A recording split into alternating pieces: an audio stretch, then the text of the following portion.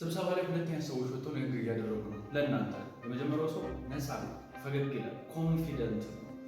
ማወቅ ያለባችሁን ነገር መማር ያለባችሁን ነገር እየነገራችሁ ነው። እናንተም ዘና ብላችኋል። ሁለተኛው ሰው ደግሞ ወጣ፣ በጣም ፈርቷል። ዝቅ ብሎ መሬት እያየ ነው የሚያወራው። ከዛ ይንተባተባል፣ አንዳንድ ቃላትን ለማውጣት እየተቸገረ ታዩታላችሁ። በስተመጨረሻ የትኛውን ሰው ሀሳብ ተቀብላችሁ እናንተ ወደ ስራ የምትገቡት ብላችሁ መንተባተብ ለምታወራቸው ሰዎች እምነትን መፍጠር እንዳትችሉ ያደርጋል።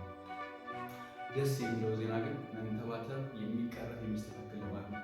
እንዴት ማስተካከል እንደምትችሉ ላሳያችሁ። የፊታችን ሐምሌ 18 አርብ ማታ 2 ሰዓት ላይ ነፃ የኦንላይን ኢቨንት አዘጋጅቼላችኋለሁ።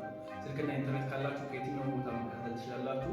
ለንግግር በክረምት ነፃ ኢቨንት ስትመዘገቡ በነፃ ፒዲኤፍ ማግኘት ትችላላችሁ። መጀመሪያው እየተዘጋጃችሁ ትጠብቃላችሁ እስከ ሐምሌ 18 ድረስ። ለንግግር በክረምት ነፃ ኢቨንት ቦታችሁን ሳይሞላባችሁ ለማስያዝ